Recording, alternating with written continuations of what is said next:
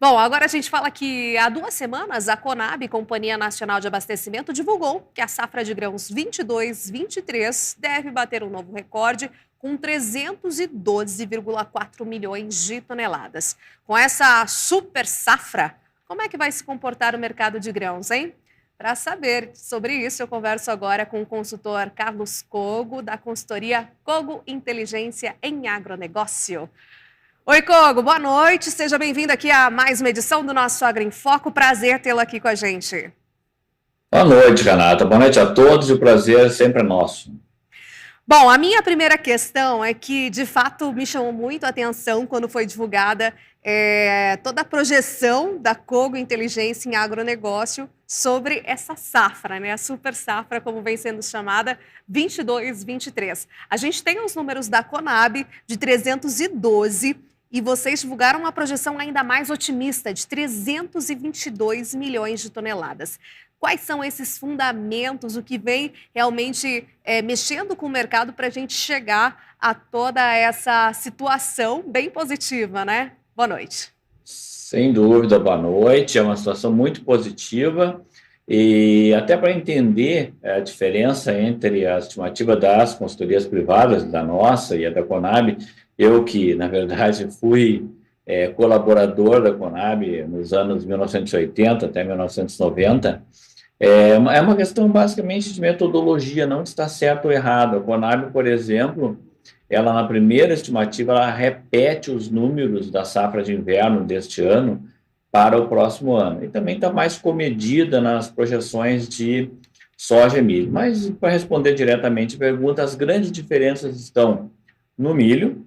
A Conab projeta uma segunda safra de milho do ano que vem de 96 milhões de toneladas, nós projetamos 102 milhões de toneladas.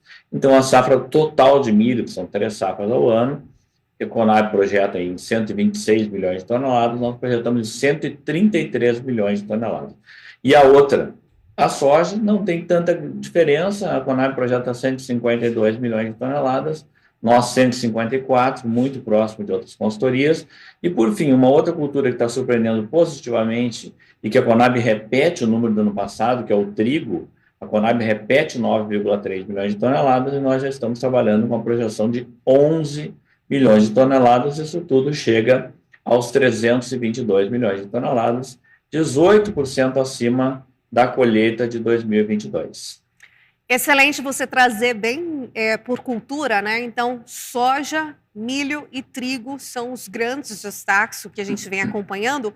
Agora tem uma questão muito importante que é em relação a esses custos de produção, né? Como a gente sabe como eles vieram elevados para essa safra, o produtor ele já se programa bem antes, né? Então, pegando o cenário atual, já a gente discorre aí, vem de muito tempo da questão da guerra ali, pegando mais pontualmente, aumentou os fertilizantes, que já vinham numa alta, tiveram os defensivos agrícolas também em alta, ou seja, né, o produtor ele teve que lidar ali com um custo bastante importante em alta, porém a rentabilidade ela fica um pouco apertada, mas ainda gera rentabilidade, principalmente para as culturas do milho e da soja?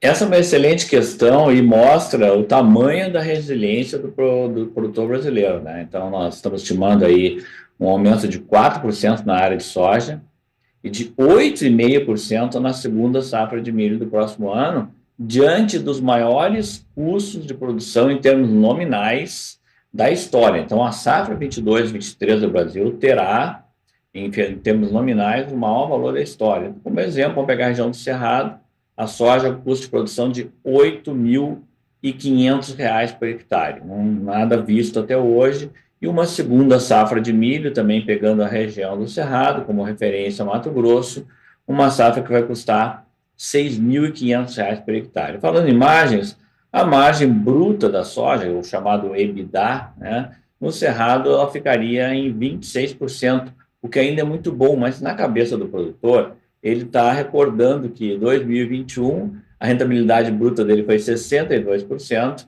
e agora 2022 foi 55%. Então, assim, à primeira vista, obviamente, parece uma grande queda de margem, mas só para lembrar, as margens anteriores a essas duas safras que foram recordes de rentabilidade oscilaram nessa faixa entre 25% ou 30% até 35% de margem na soja. Já no caso do milho, segunda safra, a margem é muito boa esperada, uma margem de 43% na segunda safra. Isso já falando de margem líquida, porque a segunda safra ela vem depois da soja, você amortiza todas depreciações, tudo no verão, então não precisa fazer cálculo no inverno. Só que ela deixou no ano retrasado 64% de margem na segunda safra, e neste ano agora, 22, 60%. E no ano que vem, em torno de 43%. Aí já é uma queda um pouco menos acentuada, a margem é muito boa, e sempre importante destacar para o telespectador que nós temos que no Brasil ter um raciocínio de safras somadas. O mesmo produtor que planta soja, ele vai plantar uma segunda safra de milho. Então, a rentabilidade dele tem que ser somada. E aí cabe até colocar um exemplo. Essa rentabilidade somada, diante do maior custo de produção de toda a história, vai dar em torno de $1.200 por hectare, para o produtor que tem a sequência da soja com o milho. Para fazer um bom paradigma, a gente pode comparar com a projeção de rentabilidade do produtor dos Estados Unidos para a próxima temporada 23-24, que está estimada, pasmem, em $63 por hectare no mesmo modelo soja mais milho. Uau! Um salto enorme que a gente ainda tem de margem de rentabilidade aqui. E claro, né, com destaque aí que ainda temos para a soja, então, em 26%, a projeção do Cálculo Inteligência, e 43% para o milho. Mesmo decaindo em relação às duas últimas safras, ainda há uma margem bastante interessante aí na rentabilidade. E um outro ponto que a gente tem que conversar aqui, com certeza, é o fenômeno Laninha. A gente vem trazendo, né, com especialistas da meteorologia e quanto ao mercado também, que sim, de fato, ele existe, né, persiste ainda para essa safra, mas com menor intensidade. Como é que isso tem implicado também na situação de formulação de preços? Como é que vocês têm visto essas projeções, dado aí um fenômeno muito importante que a gente pôde observar o que aconteceu na safra passada, principalmente incluindo os estados do Sul, e como você é mais presente aí na região, apesar de viajar o Brasil todo, a gente sabe que pode trazer essa informação em loco aqui para a gente. O produto está mais otimista esse ano, só para destacar, realmente é uma coisa bastante inusitada, né? Nós temos uma sequência de 3 laninhas, verão de 2021, verão de 2022 e verão de 2023. Isso só aconteceu, uma sequência de 3 laninhas, 2 vezes nos últimos 70 anos, porque à primeira vista parece ser um grande azar do produtor. A diferença desse ano, Renato e telespectadores, tem que ser destacado, é que o fenômeno já está em atividade e todas as projeções, inclusive o último relatório da NOAA, dos meteorologistas, que nós também temos contato diariamente, indicam um enfraquecimento do fenômeno com a transição para a neutralidade entre janeiro e março, ou seja, ainda haverá um risco de estiagens localizadas exatamente na região sul do Brasil, incluindo também uma parte do Mato Grosso do Sul, se estendendo até mesmo para a Argentina, Paraguai e Uruguai. Porém, isso significa que a gente pode ter um laninha de intensidade mais fraca e sem provocar essas quebras tão fortes como ocorreram na safra passada. Se isso de fato se desenhar como está desenhado, nós estamos trilhando um caminho para a maior safra de grãos da história do Brasil. E vamos torcer para que tudo continue bem, lembrando que o sucesso de uma safra depende primeiro de plantar soja no período correto. Isso está ocorrendo, tem um leves atraso em algumas regiões, porque plantando a soja no período correto, você tem condições de implantar a segunda safra de milho na janela correta, e isso faz com que a segunda safra enfrente menos risco, mesmo em laninha, de encontrar frio precoce ou geadas. Então, tudo isso está ocorrendo até agora da forma correta, da forma desejada.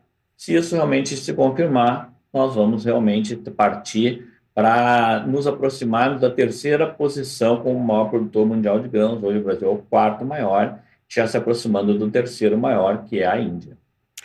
Para a gente fechar aqui, claro que eu vou pedir a sua análise sobre recente abertura de mercado do milho, né, da China. A gente já vinha falando sobre isso em outros programas. Como é que isso tem sido avaliado também pelo mercado? Qual que é o cenário? Qual que é a sua análise, Kogo? Essa, sem dúvida, é uma excelente notícia, talvez uma das melhores notícias que o setor recebeu nesse ano de 2022. Só para lembrar, o Brasil é um país que vem crescendo em exportação de milho, em CAGR, aquela taxa composta real de crescimento, da ordem de 10% ao ano. O maior exportador do Brasil, o segundo maior exportador de milho do mundo, o maior exportador de milho é os Estados Unidos, que vem crescendo a uma taxa de 1% ao ano. Agora, o Brasil vem crescendo 10% ao ano, diga-se de passagem, sem vender nenhum grão para a China. Ou seja, nós saímos de exportação zero no ano 2000 para uma projeção de exportar 50 milhões de toneladas de milho no ano que vem, em torno de 40 milhões de toneladas esse ano, sem ainda ter negociado nada para a China. A China, que por sinal se tornou, da noite para o dia, o maior importador de milho do mundo, porque a China teve um superávit de milho em safras anteriores, quando estava envolvida com a peste suína africana. Então, havia uma demanda, um desastre no rebanho, perdendo 40% do rebanho de suínos, a demanda de farelo de soja e milho caiu. Com a recomposição desses rebanhos, a China passa a demandar mais milho, mais soja, e precisa diversificar os seus pontos de importação. Ela está muito presa aos Estados Unidos e Ucrânia. E a ideia é ter o Brasil como fornecedor, como já é na soja, hoje o nosso maior cliente. A chegada da China como importador de milho do Brasil realmente muda toda a configuração do mercado brasileiro, que haverá um grande estímulo de expansão de área na segunda safra de milho, que é a segunda safra que tem a maior capacidade de expansão de área sem abrir novas áreas, ou seja, apenas aproveitando áreas de soja que não estão recebendo milho após o verão para o plantio de milho. Perfeito, excelente análise mais uma vez. Obrigada, Kogo. Olha, um recado para você direto da Bahia, do oeste da Bahia, de Luiz Eduardo Magalhães, o Jadson aqui com a gente, zootecnia, ele trabalha nessa área. Boa noite, manda um abraço para o mestre Kogo, daqui de Luiz Eduardo Magalhães, oeste da Bahia. Abraço dado. Muitíssimo obrigada, Kogo. Até uma próxima oportunidade. Uma excelente noite para você. Boa noite a todos, boa noite a você também.